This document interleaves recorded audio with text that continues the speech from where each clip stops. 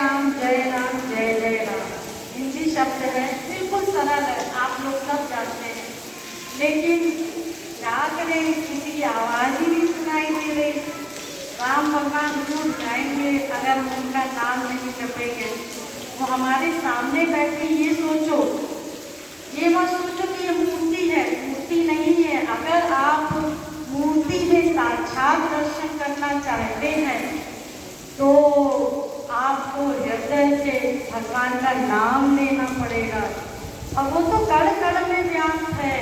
एको देवं सर्वभूतेषु गूढ़ं सर्वव्यापी सर्वभूतांतरात्मा कर्माध्यक्ष सर्वभूतादिवासा साक्षी चेता केवलो निर्गुणश्च। भगवान तो हर जगह व्याप्त है, बस हमने केवल एक कमी है, हम उनका ध्यान नहीं करते, चिंतन नहीं करते। प्रभु व्यापक सर्वत्र समाना, लेकिन प्रेम से प्रकट होई भगवाना। और हम लोग ये भूल जाते हैं, इसीलिए शायद। अच्छा, एक चीज सोचो, अगर यहाँ पर भगवान राम आकर के खड़े हो जाए तो आपकी क्या स्थिति होगी? कैसा लगेगा आप लोग को? कैसी फीलिंग होगी? तो ये सोचिए, भगवान हमारे सामने बैठे हुए हैं और उन्हीं के सामने बैठ करके हम धीरे धीरे, कोई चुप है, कोई बैठा है, हाँ ये लोग गाते हैं, नहीं, सबको अपना अपना फल मिलेगा। कोई औरत गा रहा है, नहीं गा रहा, उससे मतलब नहीं, जो खुद गाएगा उसको उसका फल मिलेगा, दूसरे का किया हुआ नहीं मिलता। अपना ही कर्म, चाहे हम अच्छा करें चाहे बुरा करें, अपना किया हुआ कर्म का फल हमें स्वयं मिलता है। और भगवान सब नोट कर रहे हैं, हृदय में तो बैठे ही हैं और सामने तो बैठ करके वो नोट ही कर रहे हैं। और ठीक है, और जगह हमें चिंतन नहीं होता कि भगवान है नहीं है, हमें तो नहीं दिख रहे, लेकिन यहाँ जो विग्रह हमारे सामने बैठा हुआ है, और सोचो उनको कितना बुरा लगता होगा कि देखो ये हमारे भक्त हैं और भक्त कहलाने का नाटक किया करते हैं। हालांकि ठीक है, हम ऐसे नाटक नहीं करते, लेकिन भगवान को तो नाटक लगेगा अगर हम उनका नाम नहीं लेंगे। जोर जोर से बोलना है, सिर्फ साधारण सी लाइन है, ठीक है, अगर कोई आगे की लाइन समझ में नहीं आती है तो बीच बीच में चुप भी हो सकते, राम राम कह देना। लेकिन अगर यहाँ पर आए हैं और समय दिया है अपना, तो फिर सही सही समय दे। गाना तो गवैये भी गा लेते हैं, लेकिन हमें गाना नहीं गाना है, गवैया नहीं बनना है, भक्त बनना है, प्रेम करना है भगवान से। और भक्त वही कहलाएगा जो हृदय से प्रेम करेगा। जैसे आप लोग अपने बच्चों से प्रेम करते हैं, माता पिता से प्रेम करते हैं, अपने परिवार वालों से प्रेम करते हैं, ये हमारे परिवार वाले हैं, हमारे अपने हैं, पराए नहीं हैं, ये हमारे सनातन है, सदा से हैं। परिवार वाले तो एक दिन हमें छोड़ के चले जाएंगे या हम परिवार वालों को छोड़ करके चले जाएंगे, लेकिन भगवान कभी किसी को छोड़ करके नहीं जाता। चाहे हम लोग कर्म के अनुसार कुत्ता बने, गधे बने, बिल्ली बने, कुछ भी बने, भगवान सदा साथ रहता है। द्वासुपर्णा सैजा सखाया समानम वृक्षम परिहस्त जाते तयोरन्यः पिप्पलम स्वादक अनश्नं नन्ये अभिजातिशीति। वेद कहता है कि हमारे हृदय में दो पक्षी रहते हैं, एक जीवात्मा रूपी पक्षी और एक परमात्मा रूपी पक्षी। जीवात्मा रूपी पक्षी कर्म को करता है और फल भोगता है, और परमात्मा रूपी पक्षी वो हमारे कर्मों को नोट करता है और हमें फल देता है। इतना बड़ा काम करता है। हम निरंतर जो कुछ सोच रहे हैं, कुछ भी सोच रहे हैं, भगवान नोट कर लेता है, सदा नोट करता रहता है। वो ऊँघता भी नहीं है, सोता भी नहीं है। अरे इसलिए नहीं सोता, हो सकता कोई एक ऐसा क्षण आ जाए कि हम भगवान के शरणागत हो जाए, पूर्ण सरेंडर कर दे, शरणागति करते, और उसी समय अगर भगवान की नींद लग गई तो फिर वो भगवत प्राप्ति कौन कराएगा। और वेद शास्त्र कहते हैं कि जिस क्षण हम पूर्ण समर्पण कर देंगे तो क्षिप्रम भवति धर्मात्मा, गीता कहती है कि उसी क्षण भगवत प्राप्ति हो जाएगी। अगर इस क्षण कर देंगे तो इसी क्षण भगवान हमें मिल जाएंगे, भगवत प्राप्ति हो जाएगी, अनंत आनंद मिल जाएगा, परमानंद मिल जाएगा, परमानंद मिल जाएगा। और सदा सदा के लिए हमने अनंत जन्म में जितने पाप किए हैं, ध्यान दीजिएगा, अनंत जन्मों में हमने जितने पाप किए हैं प्लस इस जन्म में भी जितने पाप किए हैं वो सब भस्म हो जाएंगे और तत्क्षण भगवान की प्राप्ति हो जाएगी। बस इतनी सी कमी है कि हम लोग सरेंडर नहीं होते। कर लेंगे, अरे कल कर लेंगे, अरे परसों कर लेंगे, कल पे मत डालना, न स्वस्थ उपासी कोई सत्सो वेद। वेद कहता है कि कल करेंगे, कल करेंगे, कल करेंगे, ये मत कहो, अभी करेंगे, आज भी नहीं करेंगे, अभी करेंगे। तो इतना अच्छा अवसर आया है आप लोगों के समक्ष, और अपने समय को व्यर्थ नष्ट मत कीजिए। प्रति क्षण का इतना अमूल्य है, हमारा प्रत्येक क्षण इतना अमूल्य है कि पता नहीं ये शरीर कब छिन जाएगा, कोई भरोसा नहीं है। बहुत अमूल्य है ये मानव देह, मनुष्य शरीर। इसी मनुष्य शरीर से हमें सब करना है। व्यर्थ मत गवाइए समय को, बिल्कुल व्यर्थ मत गवाइए। घर में भी रहते हैं तो मन से निरंतर चिंतन करते रहिए। भगवान हमारी शरीर की क्रियाओं को नोट नहीं करता, मन की क्रियाओं को नोट करता है। भले ही कभी मंदिर मत जाओ, ठीक है, हाथ पैर दिए तो जाना भी चाहिए, ये मत सोचना कि मना कर दिया तो जाना नहीं।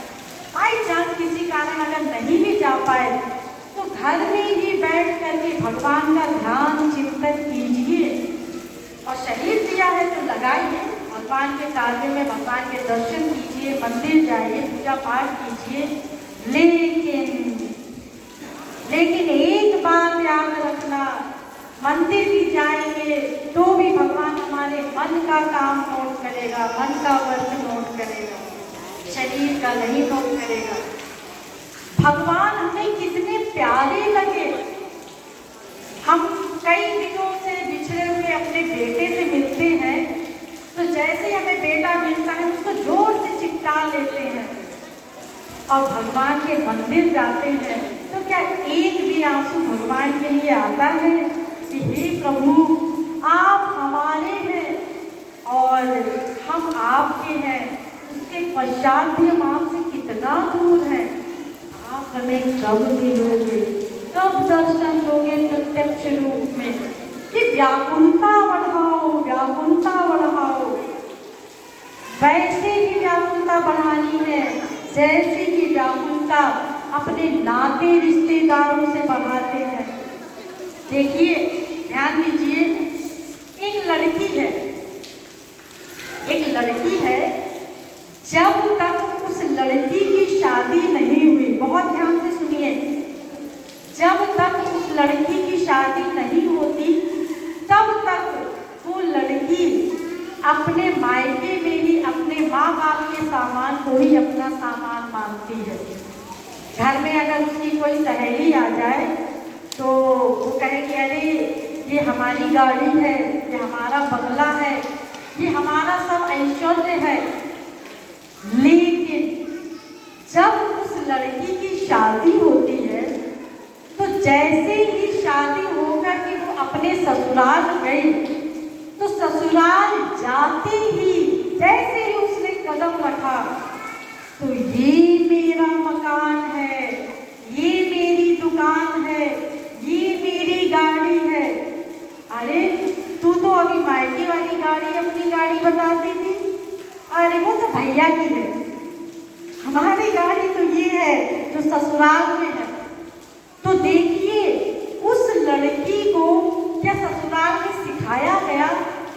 भजन करो, कीर्तन करो कि हमारा ये मायके का सामान हमारा नहीं है, ये हमारे ससुराल का सामान हमारा है, ये हमारा है, ये हमारा नहीं है। क्या किसी ने ये प्रयास किया या माँ बाप ने अपने बच्चों को सिखाया? लेकिन जब उस लड़की को पता चल गया कि हमारा स्वार्थ हमारे ससुराल वालों से ही हल होगा, तो वो लड़की बिना सिखाए पढ़ाए अपने ससुराल वालों से ही प्रेम करने लगती है, वहाँ के सामान में ही अटैचमेंट करने लगती है।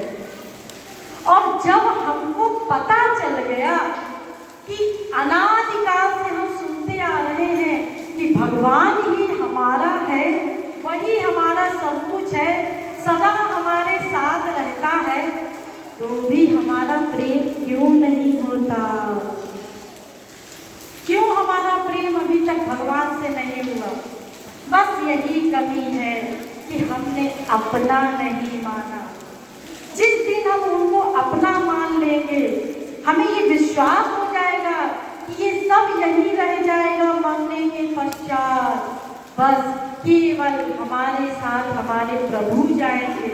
हम चाहे किसी भी योनि में जाए, भगवान हमारे साथ सदा रहता है, कभी भी हमारा साथ नहीं छोड़ता।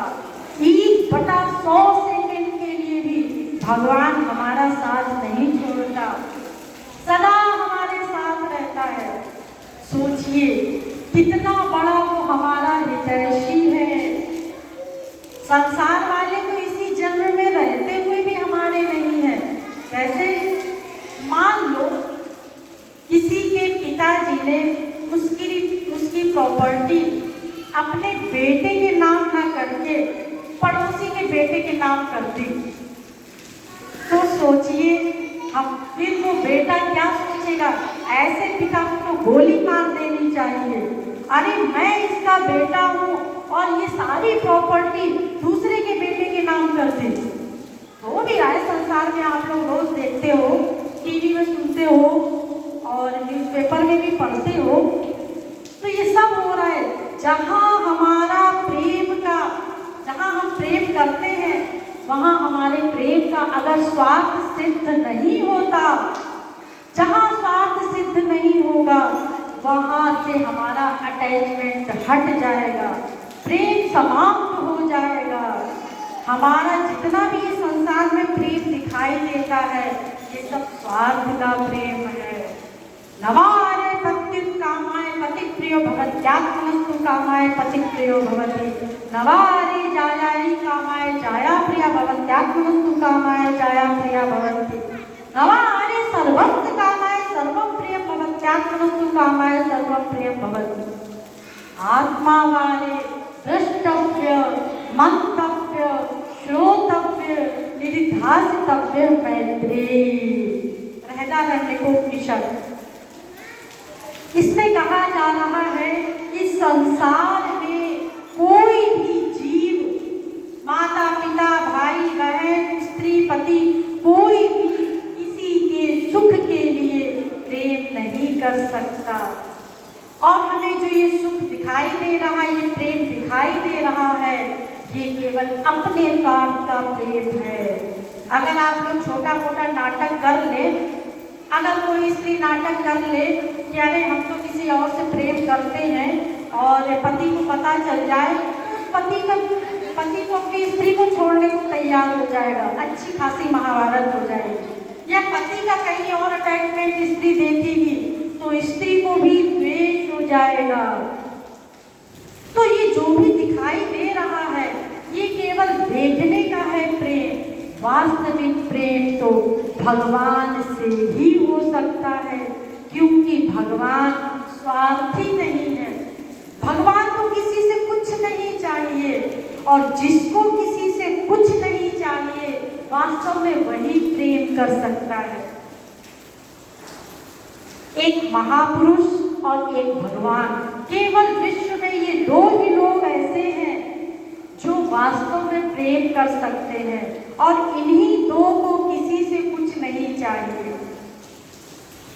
अच्छा, भगवान के लिए तो आप सोच रहे होंगे कि हम समझते हैं कि भगवान को किसी से कुछ नहीं चाहिए, वो तो सर्वज्ञ है, वो तो सारे संसार का स्वामी है, लेकिन महापुरुष को क्यों नहीं चाहिए?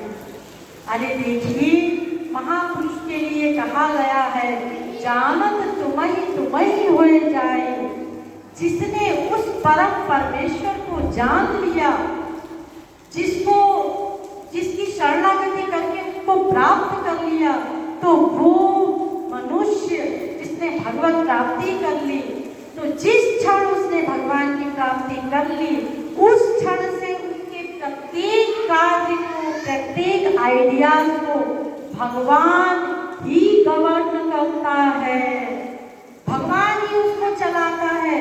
उस संत को भगवान चलाता है, वो स्वयं कोई भी कार्य नहीं करता। भले ही आपको दिखे वो गाली दे रहा है, काम क्रोध लोगों के सारे काम भी कर रहा है, लेकिन उसके पश्चात भी आप अपनी बुद्धि उस पर मत लगाइएगा, क्योंकि वो स्वयं कुछ नहीं करता। ध्यान दीजिए, बहुत ध्यान दीजिए, मैं बहुत इंपॉर्टेंट बात बता रही हूँ। अगर आपको कोई संत मिल जाए तो कभी भी उसके बाहरी क्रियाकलापों को मत देखना, क्योंकि वो स्वयं कुछ नहीं करता है। उसका जो भी काम होता है वो भगवान के द्वारा करवाया जाता है। महापुरुष स्वयं कुछ नहीं करता, क्योंकि आप लोग जाते हैं संतों के पास तो आप लोग सबसे पहले उनका बाहरी व्यवहार देखते हैं, ये कैसे चलता है, कैसे उठता है, कैसे बैठता है, कैसे खाता है, कैसे पीता है। अरे ये तो थोड़े दिन हम उनके साथ रहते हैं तो हम कहते हैं अरे ये तो हमारे जैसा वर्क करता है, हमें इसमें अंतर कहाँ है? हम तो 3 बजे उठते हैं, ये तो 6 बजे सो करके उठते हैं। हम लोग संतों में यही देखेंगे, अरे इनके बाद में तो हम सोते हैं, ये तो हमसे पहले सो जाते हैं। और देखो हम तो 2 ही रोटी खाते हैं, तो 4 रोटी खा लेते हैं। ये ऐसे चलते हैं, ऐसे कपड़े पहनते हैं, ऐसे बोलते हैं, ऐसा क्रोध करते हैं। इन बाहरी व्यवहार को देख करके कभी भी संत की पहचान मत करना, अन्यथा आप लोग धोखा खा जाएंगे। और जब कभी कोई संत मिल जाए तो पूर्ण रूप से शरणागति कर देना। अगर आप पूरी शरणागति कर देंगे मन से, तो उनकी कृपा से, उनकी दया से वो अपनी दिव्य अनुभूति आप लोगों को करवा देंगे। जब तक आप वास्तव में शरणागत नहीं होंगे तो उनकी दिव्य अनुभूति आप लोगों को नहीं होगी। उन्हीं की कृपा से आप लोगों को दिव्य अनुभूति हो सकती है। इसीलिए संत की शरणागति अति आवश्यक है, क्योंकि बिना संत के भगवान नहीं मिलता। तो इसलिए जब तक संत नहीं मिले हैं तब तक हमारे राम जी को प्रसन्न कर लीजिए, और राम जी को अगर प्रसन्न कर लेंगे तो फिर वो राम है, दयालु है, वो हमें अपने भक्त से, अपने संत से अवश्य ही मिलवा देंगे। इसलिए आप लोग को जोर जोर से हरि नाम लेना है, उनको प्रसन्न करना है, सुखी करना है। जैसे हमारा संसार में किसी से स्वार्थ होता है तो हम उसकी कितनी जीव उजूरी करते हैं, आगे आगे आगे पीछे उसके डोलते रहते हैं कि कैसे भी ये हमारी माया बात के जाल में फंस जाए और हमारी बात मान ले तो हमारा प्रमोशन कर दे, हमारी तनख्वाह बढ़ा दे, हमारा सांसारिक स्वार्थ सिद्ध हो जाए। तो संसार में आप लोग करते हैं ना, एक दूसरे के पीछे लगे रहते हैं कि क्या करें, इसके साथ कैसा व्यवहार करें कि हमारा काम बन जाए। यही आप लोगों को सोचना है कि हम कैसे भगवान नाम लें, कैसे भगवान से प्रेम करें कि भगवान हमारे पास आ करके कृपा कर दे, दया कर दे और सदा सदा के लिए इस दुख का निवारण कर दे, सदा सदा के लिए आनंद प्रदान कर दे। इसीलिए राम को प्रसन्न करना है, जोर जोर से बोलना है और ताली बजाना है। ताली बजाने का भी बड़ा विज्ञान है, बड़ी साइंस है उसकी। क्या देखो, जब हम भजन करते हैं और ताली बजाते हैं, जोर जोर से ताली बजाते हैं, जब ताली बजाते हैं तो जब भी हम भगवान का नाम लेने बैठेंगे, साधना करने बैठेंगे, भक्ति करने बैठेंगे, तो जो हमारे पाप हैं वो आगे आते हैं। पाप जो होते हैं वो हमें भक्ति नहीं करने देना चाहते। अरे आप लोग घर से भी निकलते हैं भगवान के भजन के लिए, तो होता है कई बार कहीं कोई अड़चन आ जाती है, कहीं कोई, तो आप लोग नहीं जा पाते हैं सत्संग में। तो ऐसे ही हमारे पाप ये हमें भगवान का नाम नहीं लेने देते। इनको लगता है कि नहीं, ये कैसे भगवान का नाम ले दे, क्योंकि हमने अनंत जन्म में बहुत पाप किए हैं। तो जब हमारे पाप आते हैं और हम ताली बजाते हैं, वो पाप ताली बजाने से दूर हो जाते हैं, भाग जाते हैं। फिर पुनः ताली बजाते हैं तो आने को होते तो फिर भाग जाते हैं। तो जब हम बार बार ताली बजाएंगे और हरि नाम लेंगे तो पाप हमारे पास नहीं आएंगे और वो दूर भाग जाएंगे। और वैसे भी भगवान का नाम लेने से पाप वैसे ही दूर हो जाते हैं। और जब ताली बजाएंगे और आने वाले भी उनके पाप आने का प्रयास करेंगे तो वो दूर चले जाएंगे। इसलिए ताली बजाने का भी अपना महत्व है। तो भजन में ताली बजाना चाहिए। अगर ताली कोई नहीं बजाता, भजन कोई नहीं गाता, तो देखिए उसको नामापराध है। बहुत बड़ा पाप है ये नामापराध। नामापराध का मतलब क्या होता है? जिसका प्रायश्चित वेद शास्त्रों में ना हो। कोई प्रायश्चित नहीं है।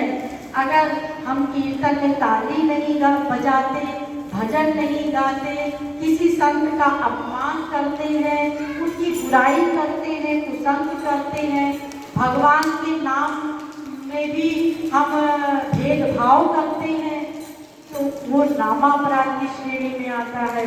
आप करोड़ों भी आंसू बहा देंगे, गला काट के भी भगवान को चढ़ा देंगे, भगवान उसकी क्षमा नहीं देंगे, क्षमा नहीं करेंगे। इसलिए ये नामापराध मत कीजिए। ठीक है, अभी तक आप लोगों को नहीं पता था, लेकिन अब तो आप लोगों को पता चल गया है।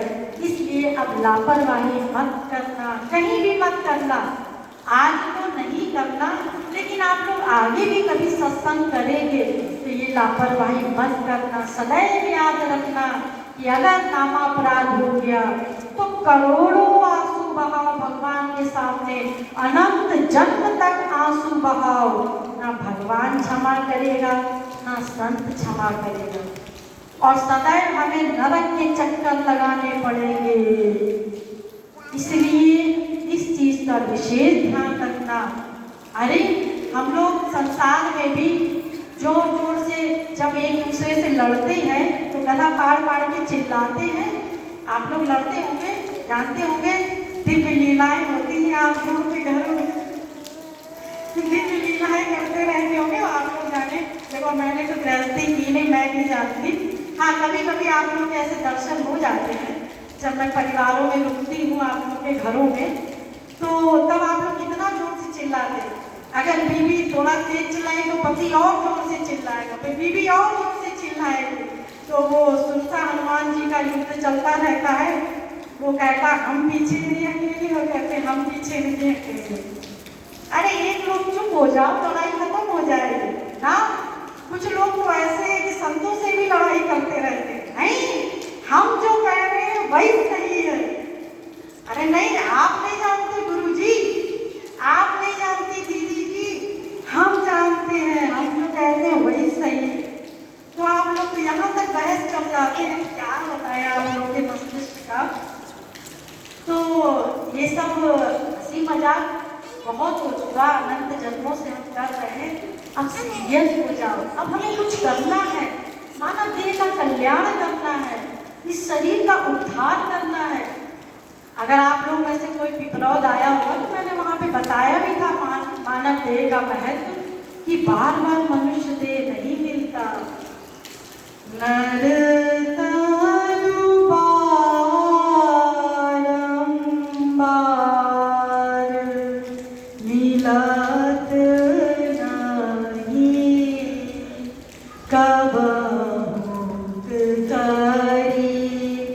करुणा करुणा कर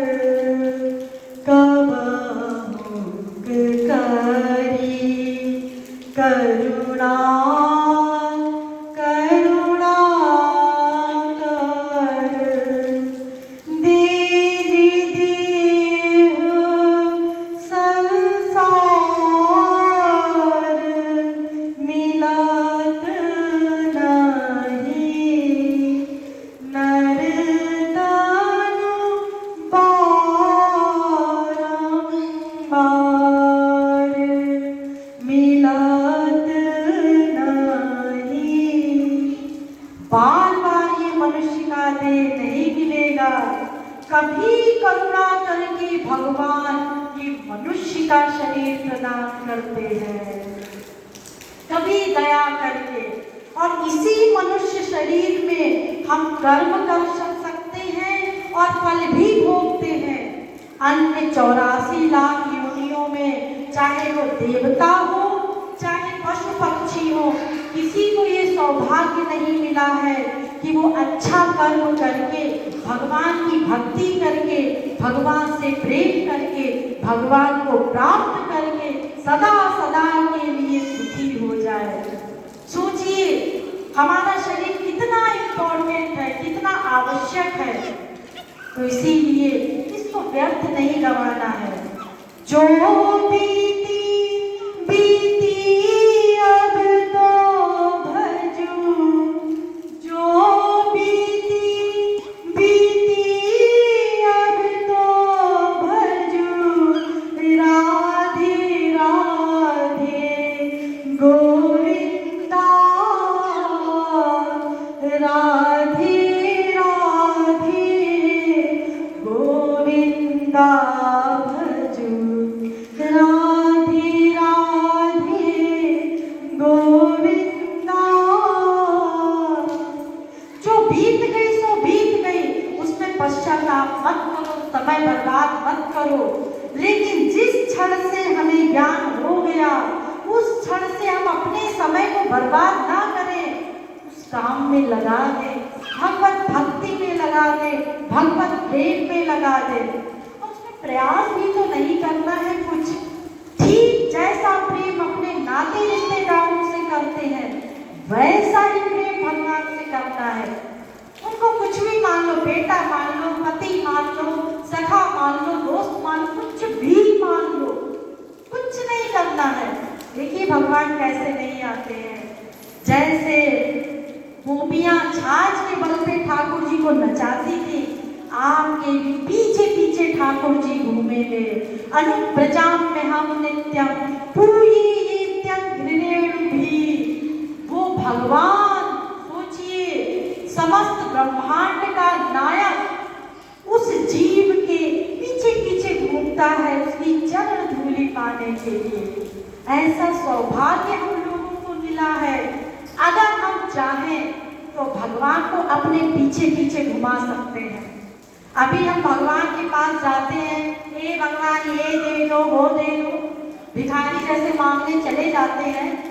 उसके पश्चात जब आप भगवान को प्रसन्न कर लेंगे प्रेम करके, बस प्रेम करना है, उनको कुछ नहीं चाहिए संसार का सामान, उन्हें एक चीज चाहिए, बस एक चीज जिसमें पैसा नहीं लगता। कौन सी चीज है ऐसी बताइए?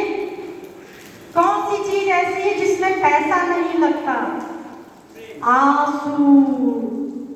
भगवान को आंसू चाहिए, वो प्रेम वाले आंसू चाहिए, जिन आंसुओं से भगवान भीग जाते हैं। और फिर भगवान आपके पीछे भिखारी बनकर के घूमेंगे, जैसे गोपियों के पीछे घूमते थे भिखारी बनकर। ये स्थिति आ जाएगी। बस उन्हें आंसू चाहिए, फ्री के आंसू, पैसा नहीं लगना है आप लोगों का, कोई सामान नहीं लगना है कि भगवान को ये लाल कपड़ा चढ़ा दो, ये पीले वस्त्र चढ़ा दो, लड्डू चढ़ा दो, पेड़ा चढ़ा दो, ये कुछ नहीं चाहिए भगवान को। उनको आंसू चाहिए, प्रेम के आंसू चाहिए, बस। अब सोचिए इतनी सरल भक्ति है ये, और उसी भक्ति को छोड़ करके हम लोग भाग रहे हैं इधर उधर। कितना बड़ा ये मानव देह पाकर के भी हमारा दुर्भाग्य है।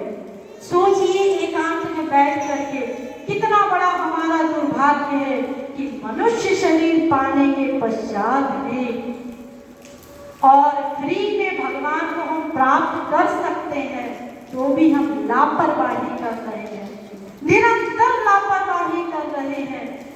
एक क्षण का सदुपयोग करना है।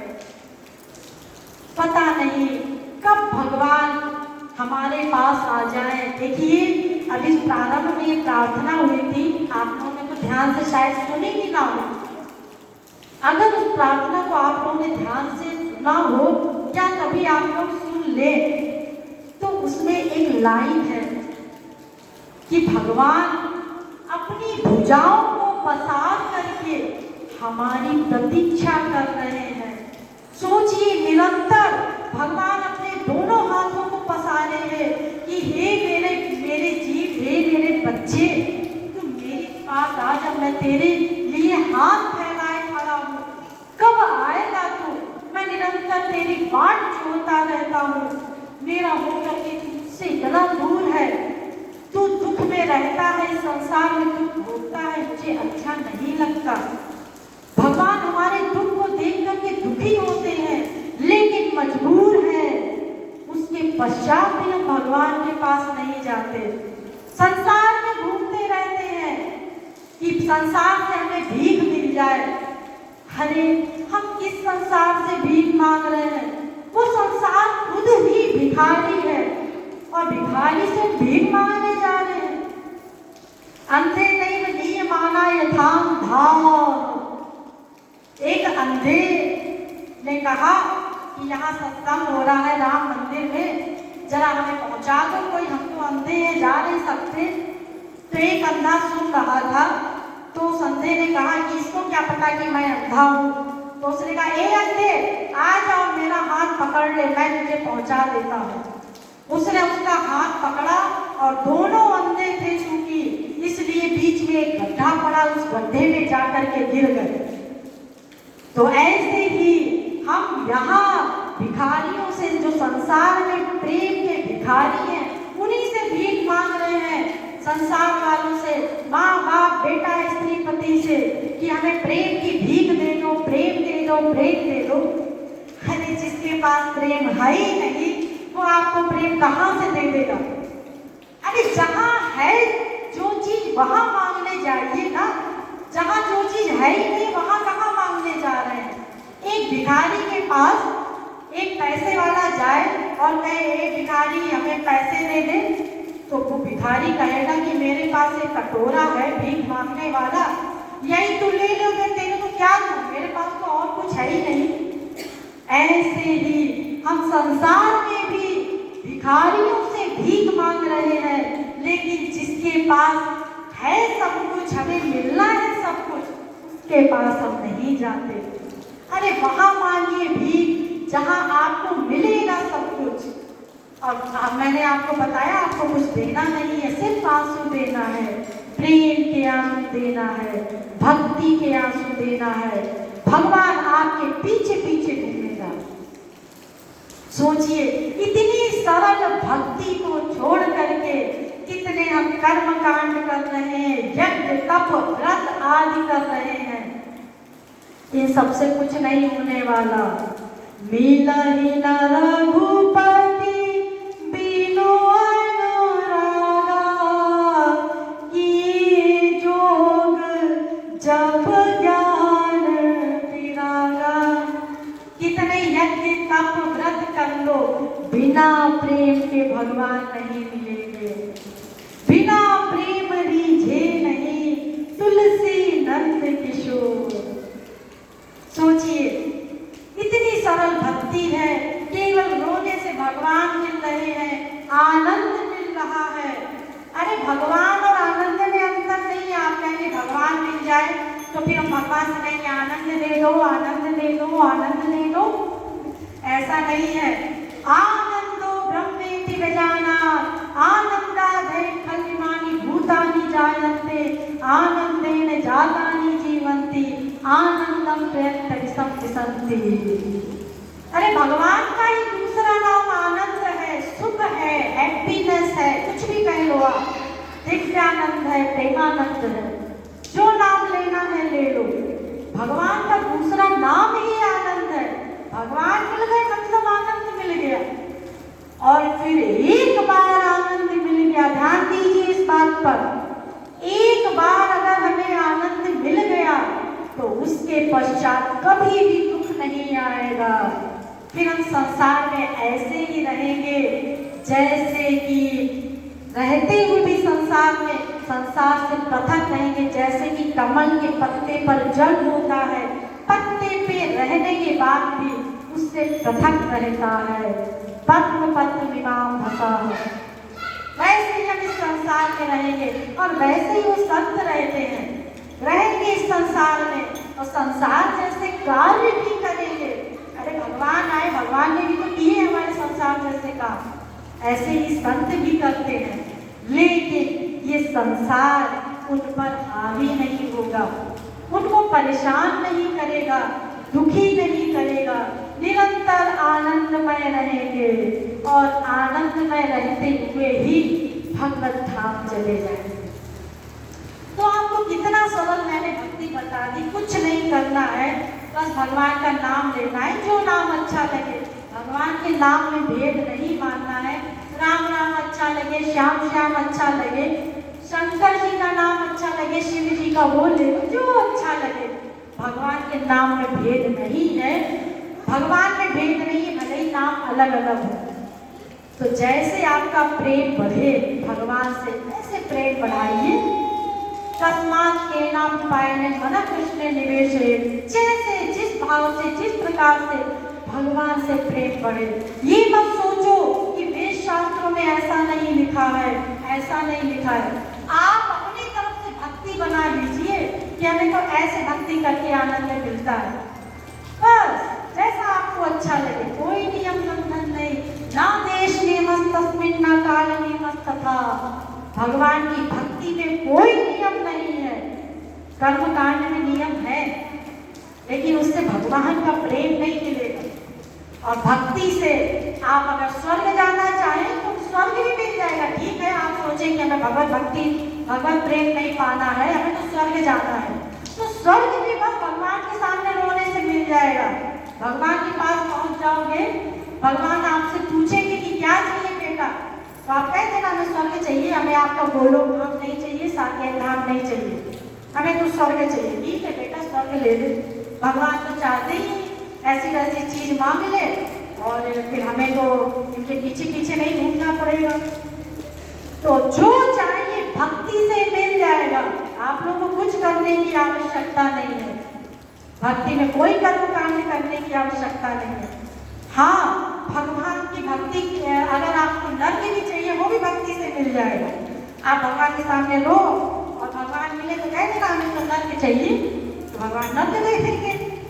तो आपको जो अच्छा लगे आप वो भगवान से मांग लीजिए। देखिए, काकभुसुंडी जी के पास भगवान आए, भगवान उनसे मिले तो उन्होंने भगवान ने उनसे कहा काकभुसुंडी जी से कि काकभुसुंडी मांगवर अति प्रसन्न मोहि जान, अड़मादिक सिद्धि अपरिनिधि और मोक्ष सकल सुख खान। काकभुसुंडी जी से कहा मैं तुम पे बड़ा प्रसन्न हूँ, जो चाहे मांग लो, सिद्धियां मांग लो, नवनिधियां मांग लो, जो मांगो हम दे देंगे। काकभुसुंडी जी ने कहा कि प्रभु मुझे मूर्ख मत बनाइए, अरे मुझे ये सब नहीं चाहिए। अविरल भक्ति विशुद्ध तब श्रुति पुराण जेहि गाव, जेहि खोजत योगीश मुनि प्रभु प्रसाद को पाव, और देह दया कर राम। वो अपनी अविरल भक्ति दे दो, जो आप छुपाए रहते हैं, देना नहीं चाहते। ये बड़ी बड़ी सिद्धियां निधियां तो अपने बड़े बड़े भक्तों को देना, मैं तो आपका तुच्छ सा छोटा सा दास भक्त हूँ। आप तो हमें अपनी भक्ति दे दो, अपना प्रेम दे दो, जिसको आप लुकाए रहते हो।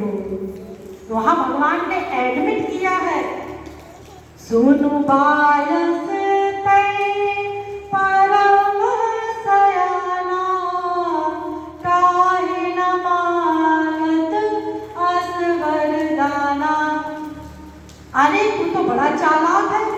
कहा मेरा तो कौवे का शरीर है, और कौवा तो वैसे ही चालाक होता है, वो अपने बच्चों को रख देता है उसमें कोयल के घोंसले में, और जब वो पाल पोस के बड़ा करती है और उसका जो गाँव करने लगता है, कहता अरे ये तो हमारे कोई खानदान का है ही नहीं, तो कौवा है, और उड़ जाता है अरे मम्मी नमस्ते, मैं वो कौवा हूँ, इसलिए हमें आप चीज़ों में मत फंसाइए, मुझे तो आप अपना प्रेम दे दीजिए, अपनी भक्ति दे दीजिए, अपने प्रेम के आंसू दे दीजिए, विरह के आंसू दे दीजिए कि निरंतर हम आपके विरह में रोते रोते आपको पुकारा करूं, निरंतर आपका चिंतन करते हुए, निरंतर आपका ध्यान करते हुए अपने आंखों से अश्रुधारा बहाया करूं और आपके चरण कमलों को अपनी अश्रुधारा से बखारा करूं। ऐसी प्रार्थना कीजिए भगवान से। इतना सरल भक्ति है, इतनी सरल भक्ति को छोड़ करके क्यों संसार में भटक रहे हो? भगवान जब इतनी आसानी से मिल जाएंगे तो मत भटकिए संसार में और भगवान का नाम लेकर के उनको प्रसन्न कीजिए। इसी प्रकार से आप लोगों को संकीर्तन करना है और लाभ लेना है। देखिए जितना समय दे रहे हैं, आप लोग यहाँ बैठे हैं तो उतनी देर आप लोगों को लाभ लेना है, ताली बजाना है, जोर जोर से भगवान नाम लेना है। बोलिए लाडली लाल की।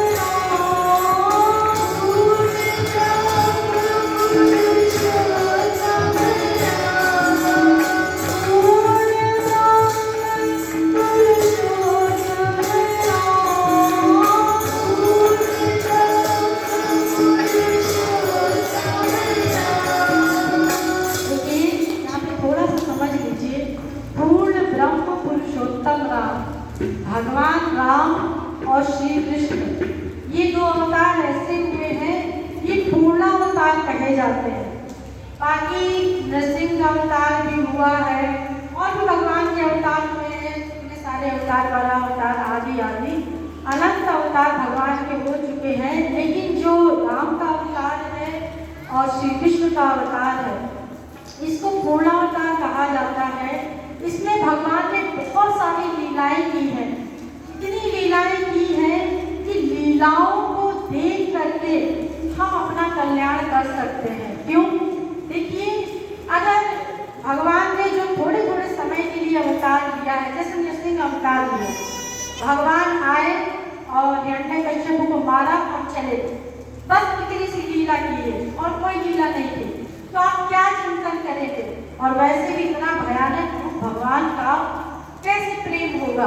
अभी ये क्या साधारण सा शेर आ जाए तो आप सब उठ के भाग जाएंगे, आप बोलती रहिए जो बोलना है, सब उठ करके यहाँ से भाग जाएंगे। लेकिन भगवान जैसा भयानक शेर का रूप धारण करके जो भगवान आए थे, ऐसी गर्जना, तो कैसे प्रेम होगा? तो जो राम जी का स्वरूप है, श्री कृष्ण का स्वरूप है, इन्होंने बहुत मधुर मधुर लीलाएं की हैं और लीलाओं से हमारा मन जल्दी खींचता है। हम आपको यहाँ जो समझा रहे हैं, ऐसा ही यहाँ पे कुछ लीला नाटक चलता रहे पास में, तो आपको और जल्दी समझ में आएगा। जैसे अगर रामायण की आपको कथा सुनाई जाए और जो राम लीलाएं होती हैं दशहरे के समय में, आप लोग जानते ही हैं, तो उस समय आप लोग देखते होंगे कि लीलाओं से आपको ज़्यादा समझ में आ जाता है पढ़ने या सुनने की अपेक्षा। तो ये लीलाएं भगवान आकर के करते हैं, इससे हमारा मन जल्दी खिंचता है। तो इसीलिए राम भगवान को और श्री कृष्ण को पूर्णावतार माना गया है। ये पूर्णावतार है, सारी शक्तियों को लेकर के इन्होंने अवतार किया है, समस्त शक्तियों को लेकर के अवतार किया है, इसलिए पूर्णावतार माना जाता है। बाकी तो थोड़ी सी शक्ति दिखाई, मारा पीटा चले गए, या कुछ पृथ्वी नीचे से ऊपर ले आए रसातल से और बस चले गए, हिरण्याक्ष का वध कर दिया, चले गए, थोड़ी थोड़ी सी ये काम किए हैं। तो इसमें भगवान का पूरा जो स्वरूप प्रकट नहीं हुआ है, सारी शक्तियाँ प्रकट नहीं हुई हैं, लेकिन राम अवतार में और कृष्ण अवतार में उन्होंने अपनी सारी शक्तियाँ प्रकट की हैं। और राम से भी अधिक श्री कृष्ण ने तो सारी ही शक्तियाँ प्रकट कर दी हैं, राम भगवान ने थोड़ी सी कम प्रकट की, लेकिन फिर भी ये दोनों पूर्णावतार माने जाते हैं। दोनों में भेद नहीं है। आप लोग ये मत समझना कि कृष्ण बड़े हैं राम छोटे हैं, दोनों एक ही हैं। अभी मैंने बताया था, दोनों में भेद मत मानना, तो दोनों एक ही हैं। राम बन करके आ गए, लीलाएं करके, कृष्ण बन करके आ गए, तो पूर्णावतार है। पूर्णावतार से हम अपना लाभ ले सकते हैं।